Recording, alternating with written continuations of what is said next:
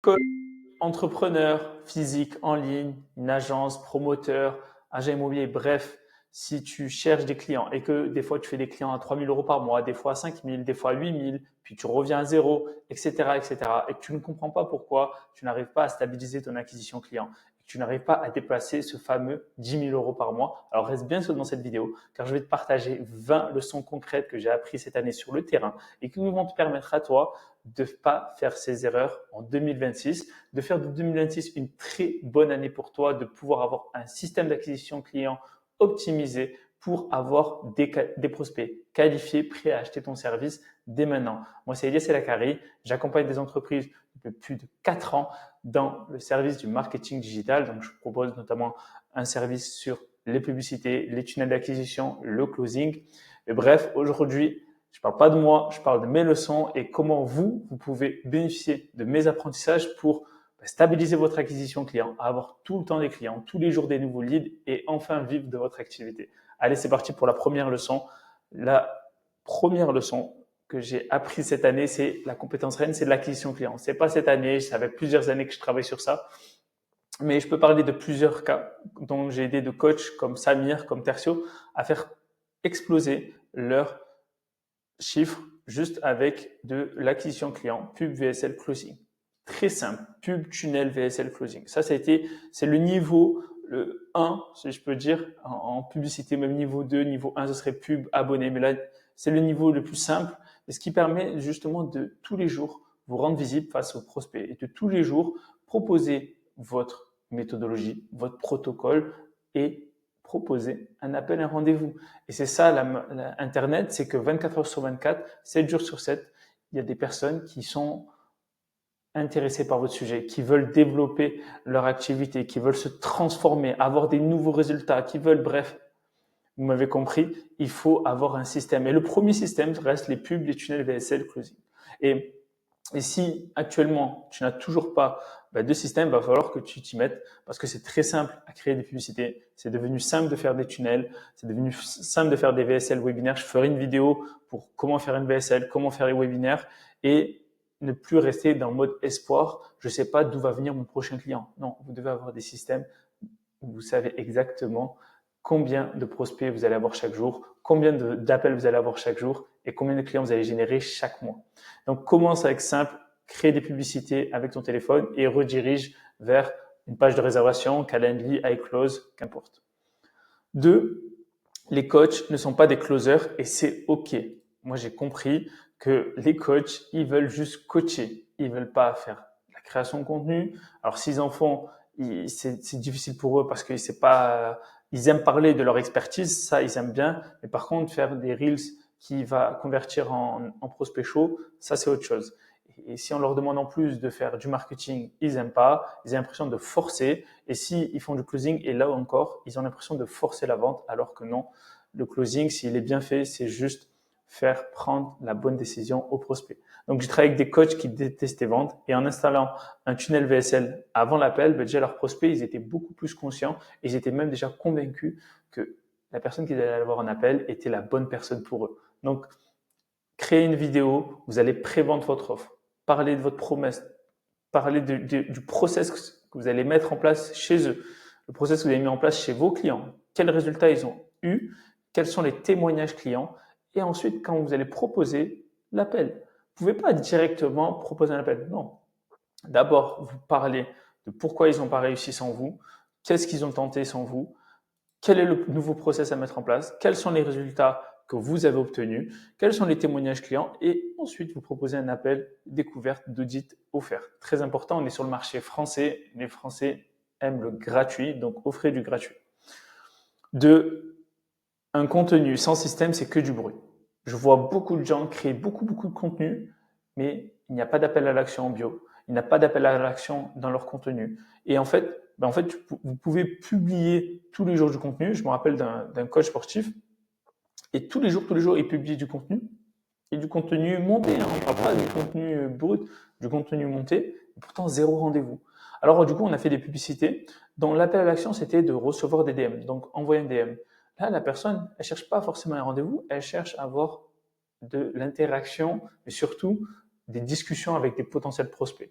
Et une fois qu'elle a discuté avec ces prospects-là, lui, il avait engagé un setter, mais vous pouvez le faire vous-même, qui discutait avec les personnes selon une trame bien précise pour qualifier les personnes et les orienter vers euh, les bonnes tunnels. Si la personne elle est qualifiée, qu'elle correspond, qu'elle a le budget, qu'elle est consciente, ok, là on propose un appel. Mais si on lui envoyer des ressources, on va lui envoyer des e-books, bref, tout pour faire monter son niveau de conscience et qu'elle soit prête pour un appel. Donc, si vous n'arrivez pas à avoir des rendez-vous, reprenez vos contenus, reprenez ce qui a bien marché, refaites-en beaucoup et boostez-le en pub pour avoir par exemple des abonnés ou des DM. Et là, ça va être très bien de faire ça parce que c'est facile déjà. De un, vous savez qu'est-ce qui a bien marché. Et de deux, mettez en place, discutez avec eux. Discuter avec les gens, c'est le plus simple. 4, l'organique, c'est bien, mais la pub, c'est vital. Si tu as une entreprise, tu n'es pas là pour jouer. C'est le chiffre d'affaires de ton entreprise, c'est pas ton argent perso. Donc, si une entreprise, elle veut vivre, elle a besoin d'argent. Donc, avant de vouloir faire le plus d'abonnés, le plus de vues, ok, crée du contenu qui va parler à ta cible. Crée du contenu qui va montrer ton expertise, parle des études de cas, parle des témoignages, parle des transformations, parle de ta méthodologie, parle des nouveautés. Bref, une fois que tu as fait ces 15-30 posts, lance une petite campagne de pub à 10 euros, 20 euros, 50 euros par jour. Et tu verras, ça marchera beaucoup plus que si tu fais que de l'organique. L'organique, c'est bien, il en faut, mais il faut aussi de la publicité pour cibler les personnes qui sont déjà intéressées par votre solution, qui a déjà fait des appels découvertes chez vos concurrents, qui a déjà assisté à des webinaires, qui a déjà vu des VSL. Donc, c'est la pub. L'organique ne peut pas vous garantir ça, c'est la publicité qui peut vous le faire. Donc, avant d'avoir une audience, je faisais moi déjà de la pub, je faisais déjà des tunnels et c'est comme ça que j'ai signé mes premiers clients et lancé mon agence. Donc, commence avec un budget de 500 euros, 1000 euros, budget test, mesure, ajuste, évolue. Ensuite, 5e leçon, ton offre doit promettre une transformation claire. Je vois trop de gens qui n'ont pas de promesses claires. Si vous n'avez pas de promesses claires, vous allez perdre du temps. Donc, je me rappelle d'une coach qui disait je t'aide à être bien dans ton corps. Ouais, mais on a transformé ça grâce à mon protocole, tu vas perdre 5 kilos en 12 semaines grâce à un protocole sport à la maison. Résultat, des ventes. Parce que on a un objectif dans une durée avec une méthode. Et si vous ne respectez même pas ces 3 éléments simples de votre offre, ne vous étonnez pas que vous n'avez pas de clients. Donc, transforme ton aide floue en une promesse claire, orientée résultat, délai, méthode. 6, tes prospects ont des croyances qui te bloquent. J'ai peur d'investir en pub. Alors, j'ai fait une série d'emails pédagogiques pour rassurer c'est quoi les risques vis-à-vis de l'investissement en publicité. Et je leur ai montré le résultat et boum, j'ai eu de la conversion. C'est trop dur de lancer des pubs sur Meta. Ok, j'ai accompagné un coach pendant 40 minutes pour lancer sa campagne. Résultat, il avait un coût par lead à 8 euros, 5 rendez-vous par jour avec seulement 5. Si vous connaissez bien vos clients, du moins votre client avatar, faites une liste des 5 croyances de votre avatar et cassez-les dans vos contenus, dans votre VSL, ou même dans des vidéos d'objection juste avant qu'ils prennent rendez-vous. Comme ça, avant de prendre rendez-vous, ils savent déjà, ils vont pas opposer des objections parce qu'ils ont déjà vu. Et s'ils la posent, c'est qu'ils n'ont peut-être pas bien compris ou peut-être qu'ils veulent encore être rassurés. C'est beaucoup de l'assurance qu'il faut en appel de vente. 7. Une offre puissante vaut plus que 100 posts Instagram. Je me rappelle, il y avait une cliente qui passait 10 heures par semaine à créer du contenu. Elle avait que des likes, des abonnés, mais en appel, elle avait des personnes qui n'avaient pas d'argent. Et ça l'a frustrée parce qu'elle savait qu'elle pouvait les aider, mais ils n'avaient pas l'argent pour la payer. Et donc, on a retravaillé son offre. On a retravaillé sa promesse. On a travaillé ensemble son script de closing et elle a signé 2 clientes à 1500 euros et un client à 1000 euros en l'espace d'un mois. Juste l'offre. Imaginez, on améliore votre offre, on met un système automatisé, on met de la visibilité grâce à la publicité. À votre avis, qu'est-ce qui se passerait?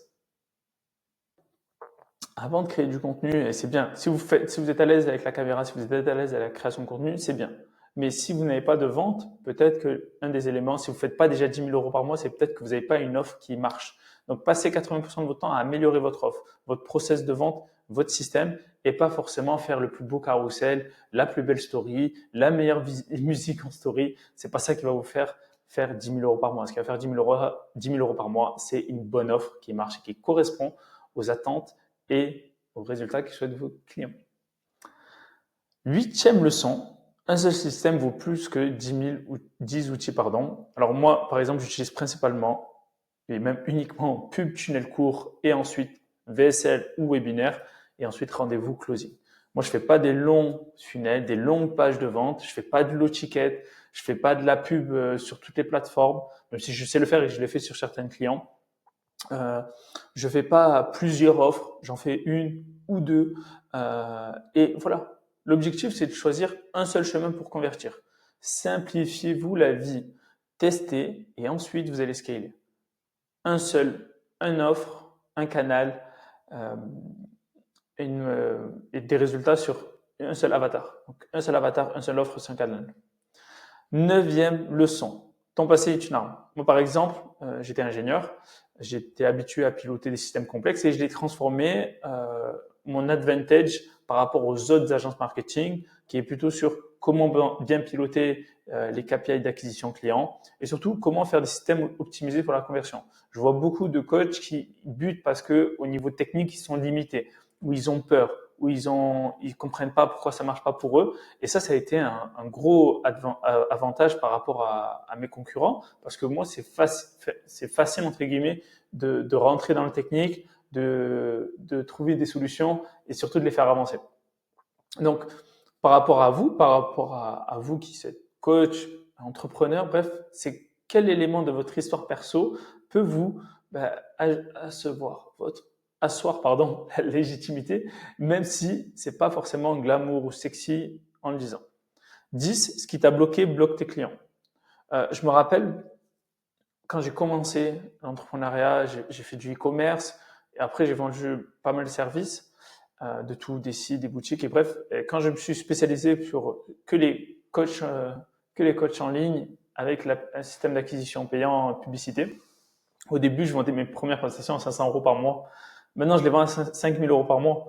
Pas parce que pas parce que j'étais pas bon, mais parce qu'en fait, je n'osais pas demander plus au début. J'avais besoin de témoignages clients, je voulais plus de résultats. J'avais un peu le syndrome de l'imposteur, mais c'est OK. Au début, tout le monde passe par là. Mais si vous récupérez des témoignages, des études de cas, vous pourrez augmenter crescendo vos prix par rapport à la promesse que vous débloquez derrière. Donc, et moi, je voyais mes clients, et notamment beaucoup de coachs débutants, faire ça. Donc, moi, je leur coach d'abord quand je vois qu'ils sont à des prix en dessous de 1 000 euros, je leur dis, écoutez, je les coach d'abord sur quelle est leur relation à l'argent. Très, très, très important, la relation à l'argent. Et ensuite, poser des prix cohérents par rapport à leur offre. Si ta promesse, c'est de gagner, et je dis une bêtise, comment gagner 500 euros par mois, mais que derrière, pour atteindre 500 euros par mois, je dis une bêtise, je vais te créer du contenu et tu vas me payer 2 000 euros, c'est pas bon. C'est logique. Donc, si par contre c'est différent, je cible les entreprises qui font déjà beaucoup d'argent mais qui ne sont pas encore présents sur les réseaux sociaux, eux peut-être qu'ils ont un niveau de conscience bas. Et ils vont peut-être se dire, ok, je vais commencer avec un community manager à 1 000 euros, puis ensuite un expert, etc., etc. Donc toujours augmenter les prix par palier et en fonction de votre avatar client et de son niveau de conscience. Donc identifier le budget, ta clientèle cible, la transformation qu'ils recherchent, dans combien de temps ils peuvent atteindre ces résultats et est-ce qu'ils peuvent payer en 2 fois, 3 fois. Essayez d'encaisser le maximum dès le début ou la moitié pour commencer. Leçon numéro 11, une niche claire attire mieux. Je me rappelle quand j'étais au tout début de la prestation de service, je voulais travailler avec des restaurateurs, je voulais travailler avec des boîtes d'intérim, je voulais travailler avec tout le monde. Je voulais proposer tous mes services. Et c'était compliqué en fait parce que même si j'avais des rendez-vous, même si j'avais des deals, en fait je pouvais pas montrer des études de cas parce qu'en fait les personnes ils veulent des études de cas qui leur correspondent à eux. Si vous allez voir un restaurateur et que vous avez jamais eu de résultats avec d'autres restaurateurs, va dire ok je peux y croire, comme ça peut ne pas marcher. Donc après avoir compris, et je me rappelle le coach à l'époque qui m'avait pas précisé que c'était hyper important de cibler une seule niche et un seul avatar. Lui, il me disait, prends tout le monde. Et je me suis rendu compte tout seul qu'en fait, non, il vaut mieux une niche dans un domaine qui vous plaît aussi. que vous avez envie de travailler. Moi, en l'occurrence, j'aime bien la formation, j'aime bien les coachings. J'ai pris beaucoup de coaching dans ma vie. Même cette année, j'en ai pris 2. Et donc, je me suis dit, j'ai envie de travailler dans cette niche-là. Et donc, quand je me suis mis 100% dans cette niche-là, ben, forcément, j'ai attiré principalement que des clients coach en ligne. Et après avoir fait le tour, ben, et eu d'autres opportunités, ben maintenant j'ouvre parce que j'ai eu d'autres opportunités avec des promoteurs immobiliers, avec des agents immobiliers, que là aussi j'ai pu apporter des beaux résultats. Donc une fois que vous avez bien fait une niche, ben vous pouvez continuer dans cette niche, mais aussi de temps en temps ouvrir la porte à d'autres niches si vous avez envie. Mais d'abord, vous devez vous sauver vous avec une seule offre, un seul avatar et un seul canal d'acquisition. Donc, moins de flou, plus de résultats. Parlez à un seul type de personne. Vous deviendrez la référence. Vous adapterez votre offre en fonction des retours clients et comme ça, vous allez vous améliorer. 12. Le business simple est souvent le plus rentable. Un coach voulait 3 offres, 2 tunnels, 5 bonus. On a tout simplifié en une offre et un plan clair. Et il est passé de 4K à 12K par mois. Et ça, je le vois trop souvent. Je vois des gens qui veulent faire des offres low ticket. Je vois des offres high ticket. Mais plusieurs offres high ticket, on ne sait pas pourquoi. Quelle est la différence? Quelle est la transformation qu'ils proposent? Concentrez-vous d'abord sur une seule offre. Une seule offre, une seule offre. Et c'est le mieux parce que vous allez mieux connaître votre avatar client, vous allez pouvoir mieux délivrer et avoir plus de résultats. Leçon numéro 13, votre pourquoi, c'est votre moteur.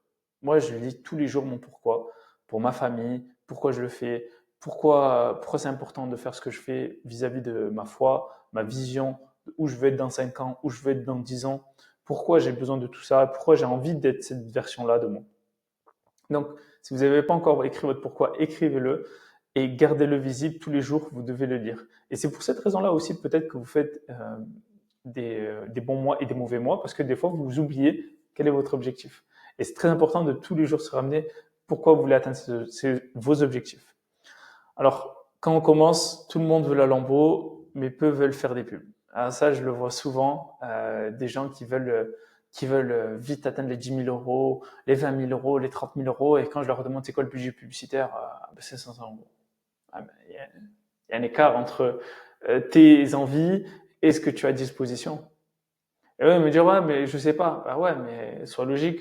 Si tu peux faire que des fois 10, tout le monde le ferait. Donc, en général, la publicité, on fait un fois 3, fois 4, fois 5, ça dépend dans quelle niche, quelle offre, etc. Mais vous pouvez pas vouloir des grandes choses et mettre en face des petits peu de ressources. Là, en l'occurrence, on parle d'argent. Moi, je passe des heures à analyser les KPI, les pubs. Je passe des heures à comprendre pourquoi cette pub elle a marché, pourquoi cette pub elle n'a pas marché, pourquoi on a ces résultats, pourquoi le tunnel est converti, pourquoi il convertit pas. Analyser aussi les concurrents, pourquoi ils ont utilisé telle pub. Ah, ils font plus de VSL, ils font un webinaire. Pourquoi ils font plus de webinaire? Pourquoi ils font un challenge? Pourquoi ils ont arrêté le challenge? Il faut constamment analyser, comprendre et tester vous-même. Arrêtez de chercher les raccourcis. Arrêtez de vouloir la facilité constamment. Vous êtes addict à la dopamine, à tout avoir facilement, mais des fois, il va falloir accepter le chemin et le traverser. Et donc, devenez un professionnel de votre niche, un professionnel de votre domaine.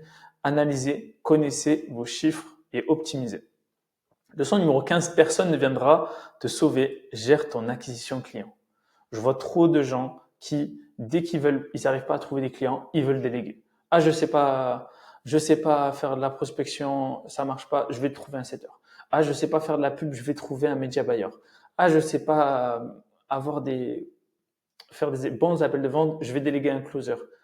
Mais si vous voulez des bons éléments dans votre équipe, si vous voulez des bons éléments, il faut que d'abord vous fassiez le chemin, il faut que d'abord vous réussissez, il faut que d'abord vous faites d'abord la prospection, la création de contenu, les pubs, les appels de vente pour maîtriser tous les aspects de votre acquisition client. Et ensuite, une fois que vous avez les ressources, vous avez le temps et vous avez de la data, là, vous pourrez déléguer petit à petit.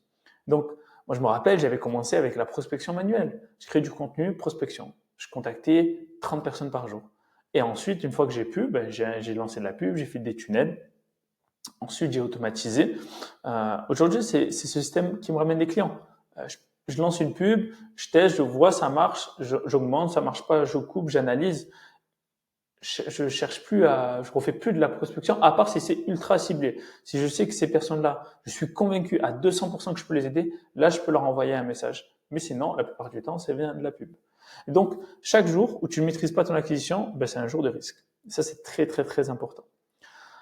Leçon numéro 16, les pubs moches fonctionnent souvent mieux que les pubs bien montées. Ça, c'est une réalité. Moi, j'ai fait des pubs pour des clients avec juste le, en mode selfie avec le téléphone et en extérieur, lumière extérieure, angle bof, on s'en fichait qu'il y avait derrière, mais c'était le message et l'énergie qui comment dire, accrochait les gens et qui donnait envie aux personnes de cliquer et d'en savoir plus. Et on avait des leads pas chers, mais surtout qui achetaient derrière.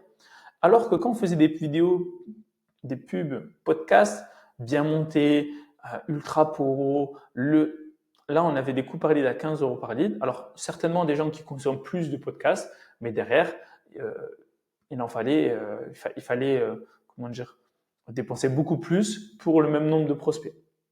Donc, si tu veux un conseil en 2026, tu prends ton iPhone, tu prends ton téléphone, ton Samsung, ce que tu veux, tu fais une vidéo où tu parles à ton client comme tu parlais à ton pote de manière simple, et surtout, tu parles avec un objectif clair. Pourquoi ils doivent bosser avec toi maintenant? Pourquoi ils doivent passer à l'action maintenant? Pourquoi ils doivent cliquer maintenant? Les gens, ils voient des pubs tous les jours. Les gens, ils en ont marre des pubs. Ça, je le sais. Ils en ont marre des pubs. Par contre, si vous prenez votre téléphone et vous parlez sincèrement en appuyant sur les douleurs de vos clients, avec votre protocole, en présentant des résultats, en présentant vos témoignages et pourquoi ils peuvent réserver un appel, pourquoi ils doivent voir une vidéo, pourquoi ils doivent participer à un séminaire, ça marchera beaucoup mieux. Et les 3 premières secondes de la publicité, ça marche mieux. Je me rappelle, j'ai un client, on est parti dans un immeuble qui vend et on a fait une vidéo, ça a pris 2 minutes à faire la vidéo, selfie. Il disait concrètement comment trouver des investissements avec plus de 10% de rendement. C'est passé. Alors que quand il avait fait dans le podcast et tout, c'était bof. Alors que c'était plus joli pourtant. Mais pourtant, c'est les résultats qui parlent. Et pourquoi aussi ça marche bien les plus moches? Parce que du coup, c'est pas une pub. Dans le sens où les gens, ils vont pas faire attention, ils vont mettre plus de temps à détecter que c'est une publicité. Alors que quand c'est une pub très bien faite, ils vont le voir direct, ils vont comprendre que c'est une publicité. Est-ce que les pubs, voilà, leçon 17, elle est importante aussi. Les pubs chères, c'est ne veut pas dire qu'elles sont inefficaces. Par rapport à ce que je viens de dire tout à l'heure. Une pub, parfois vous allez avoir des pubs qui vont vous coûter peut-être 9 euros le lead, mais elle va générer 4 clients à 2000 euros. Donc là, je vais dire, OK, c'est bon. Mais des fois, tu as une pub qui va te coûter 18 euros, mais derrière, tu vas vendre un appartement. Derrière, tu vas vendre une maison. Derrière, tu vas vendre un gros service à 5000 euros. Donc parfois, il faut pas regarder que le coût, il faut regarder le coût d'acquisition, le retour sur investissement, plus que le coût par lead. Retenez bien, plus le lead il coûte cher, sur Meta je parle, plus en général c'est des personnes mieux ciblées. Meta vraiment est devenu très très fort avec la mise à jour Andromeda. Si vous voulez aller dans ma chaîne, vous cliquez, vous allez voir, je fais toute une masterclass dessus. Et ne regardez pas toujours que le coût du lead. Le coût du lead, c'est une chose, mais si le lead il coûte rien, mais il est dégueulasse, tu peux rien faire, donc ça sert à rien.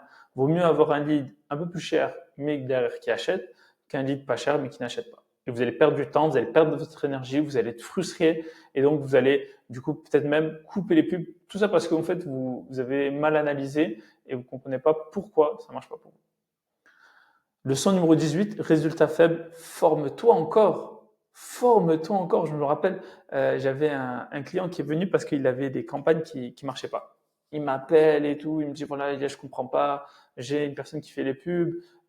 Du coup, j'ai analysé ses campagnes, j'ai analysé comment il faisait, puis j'ai expliqué les causes. J'ai expliqué pourquoi ça marchait pas de faire encore par intérêt, par exemple, et pourquoi ça marchait pas parce qu'il utilisait les mêmes publicités. Et là, je lui ai proposé une autre manière de faire des pubs. Et là, résultat. Je vais poser une autre manière de faire des pubs, à savoir la nouvelle structure de campagne publicitaire.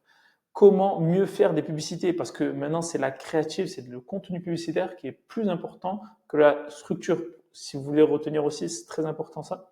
Et résultat, on a bossé ensemble, on a dépensé plus de 80 000 euros, je crois, ou 90 000 euros, je ne sais plus, en l'espace de 60 jours, et boum, il a cartonné. Donc, toujours propose un plan B si le plan A ne marche pas. D'accord? Le leadership, c'est de la clarté et de la projection. Si une personne est en appel avec vous et qu'elle a tenté d'autres accompagnements, elle a espoir que vous ayez un autre plan. D'accord? Donc, écoutez bien le plan qu'elle a fait et pourquoi ça n'a pas marché. Et explique-lui pourquoi ça n'a pas marché en utilisant tel protocole et pourquoi chez moi ça va marcher. Et cette croyance-là, c'est cette croyance-là qui va vous faire vendre. Leçon numéro 19, communication floue égale chaos avec les prestataires. Ouais, ça a été vraiment un challenge cette année.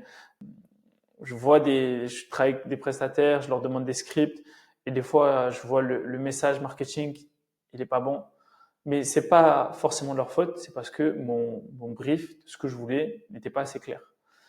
Ça arrivait aussi avec des monteurs. Je voulais un type de vidéo, mais en fait, ils n'avaient pas faire le rendu que je voulais. Donc du coup, j'ai appris à vraiment standardiser ma manière de déléguer. C'est-à-dire, OK, je vais voir un copywriter pour qu'il me fasse un script. Je veux ça, ça, ça, ça, ça. L'angle marketing, c'est ça. Le message, c'est ça. L'avatar, c'est ça. Pourquoi on fait ça? Pourquoi on ne fait pas ça? Plus c'est clair, plus c'est facile pour lui et plus on a des résultats. Pareil pour les monteurs. Quel type de vidéo publicitaire j'aime bien? Comment sont les sous-titres? Quel type de montage? Est-ce qu'on met de la musique? Est-ce qu'on met pas de la musique? Quelles sont les transitions? Voici les b-rolls. Les b-rolls, c'est les vidéos des personnes en action. Voici les b-rolls. Voici les vidéos témoignages, etc., etc., pour lui simplifier le travail et pour éviter les allers-retours et perdre encore de l'énergie parce que votre temps, quand vous êtes prestataire ou coach, c'est ce que vous vendez. Donc, vous devez être rapide quand vous déléguez, mais surtout de la bonne manière, avec les bonnes informations. Donc, quand vous déléguez, faites un brief, un document, enregistrez un vidéo Loom, soyez précis, soyez structuré, comme ça la personne pourra le revoir. Leçon numéro 20, vérifie toujours le travail de vos prestataires. Ne faites confiance à personne. J'ai vu un post tout à l'heure, il y a un mec qui disait ne fais pas confiance à quelqu'un qui prie. Mais ne fais pas confiance à quelqu'un qui ne prie pas. Je dis, mais ne fais pas confiance à quelqu'un qui prie ou qui ne prie pas. La confiance, ça se gagne. La confiance, ça se gagne. Et donc, si tu as dit que tu allais faire une vidéo montée dans 2 jours, ben, je veux une vidéo montée dans 2 jours. Si je ne l'ai pas dans 48 heures, pourquoi? Explique-moi. Ok, qu'est-ce qu'on peut mettre, comment tu peux justifier ton retard? Ok, telle manière. Ok, comment on peut s'arranger sur le prix du coup, vu que moi ça me décale mon planning. Ok, toujours prévoir, toujours vérifier ce que font vos prestataires. N'envoyez pas un script sans l'avoir lu. N'envoyez pas une vidéo sans l'avoir checké. Même si vous êtes débordé, vaut mieux que vous preniez du retard et que vous avez vérifié parce que les gens sont prêts à payer des milliers et des milliers d'euros pour la qualité de votre travail plus que juste faire le facteur entre le sous-traitant de rang 2, vous et le client. Non, ça sert à rien. Les prestataires comme ça, les agences comme ça, ça me sert à rien. Si à chaque fois que je demande, que je vois une vidéo, je dois faire 10 commentaires et que à chaque fois ça prend une plombe et quand je revois les vidéos, j'ai encore 10 commentaires, je suis désolé, c'est pas qualitatif. C'est que la personne en amont ne fait pas le travail, le tri qualité, le contrôle qualité. Très important, le contrôle qualité. Donc, essayez de faire des checklists pour vérifier que ça soit, est-ce que vous avez bien fait le tracking, que ça soit sur le tunnel, est-ce qu'on a le pixel, est-ce qu'on a les balises Google, est-ce que ça remonte bien, est-ce que vous avez fait vos tests, le ciblage, est-ce que quand vous avez lancé votre campagne, sur le ciblage, est-ce qu'il est bien fait, est-ce qu'on a les bons visuels, est-ce qu'on a les bonnes musiques, est-ce que le son est bon, etc., etc. Et ensuite, vous laissez tourner. Vous faites vraiment confiance à personne, vérifiez toujours, et après, avec le temps, vous allez potentiellement, avec le temps, améliorer tout ça. Donc, vraiment, ouais, c'est vrai, je me rappelle, j'avais un client qui avait oublié de mettre le pixel, et il avait dépensé 700 euros pour rien. Il a fait intervenir une prestataire, et qui a pas paramétré le pixel sur son tunnel parce qu'elle voulait faire des automatisations, cette personne-là. Et lui, il regardait pas ses KPI toutes les semaines. Il regardait pas. Et moi, je disais, sa nouveauté KPI, quels sont les résultats, quels sont les résultats. Même s'il avait des rendez-vous, il ne voyait pas que, en fait, le bateau était en train de tourner dans la mauvaise direction. Et je lui dis, écoute, il faut vraiment qu'on regarde les performances. Et là, on a vu les performances, on a vu pourquoi. En fait, pendant 3 semaines, ben, le pixel, c'est-à-dire le bout de code de Meta, n'avait aucun retour sur les publicités. Donc, il ne savait pas quelle publicité mettre plus en avant que les autres. Et il a perdu 700 euros. Tout ça parce qu'il a fait confiance à une prestataire qui n'a pas bien fait son job et qui n'a pas vérifié. Et lui, il a fait confiance, il n'a pas regardé les KPI pour justement se rendre compte qu'il y avait une erreur. Et le dernier point, les emails, c'est sous-exploité. C'est vraiment sous-coté l'email marketing. Et pourtant, vous avez des leads, vous pouvez les contacter gratuitement. Vous pouvez leur envoyer des ressources pour envoyer vos dernières vidéos YouTube. Vous pouvez envoyer des témoignages clients, des études de cas. C'est gratuit. Franchement, utilisez. Moi, j'utilise beaucoup en relance et ça marche bien. C'est-à-dire qu'une fois que la personne elle est rentrée dans mon tunnel, mais qu'elle n'a pas booké un appel, elle reçoit forcément des séquences d'emails. Et pareil, une newsletter. Il faut qu'on vous voit, qu'on vous voit en création de contenu sur les réseaux sociaux, mais qu'on voit aussi par mail. Ça augmente les points de contact. Et plus vous avez de points de contact, plus vous avez de chances d'avoir des nouveaux clients. Dites-moi si vous avez bien aimé cette vidéo. Dites-moi en commentaire ce que vous aurez aimé savoir. Mais en 2026, si vous appliquez ces 20 règles, vous êtes sûr d'avoir un bon business qui marche parce qu'on a tout vu. On a vu l'offre, on a vu le closing, on a vu l'acquisition, on a vu le mindset, on a vu comment gérer les prestataires. Bref, dites-moi si vous en voulez encore des vidéos comme ça. En tout cas, moi, c'était un réel plaisir. Sur ce, à très bientôt. N'oubliez pas de vous liker, de partager à d'autres entrepreneurs comme vous qui souhaitent stabiliser leur acquisition et vraiment scaler une fois avoir atteint les 10 000 euros par mois. C'était Elias. À très bientôt.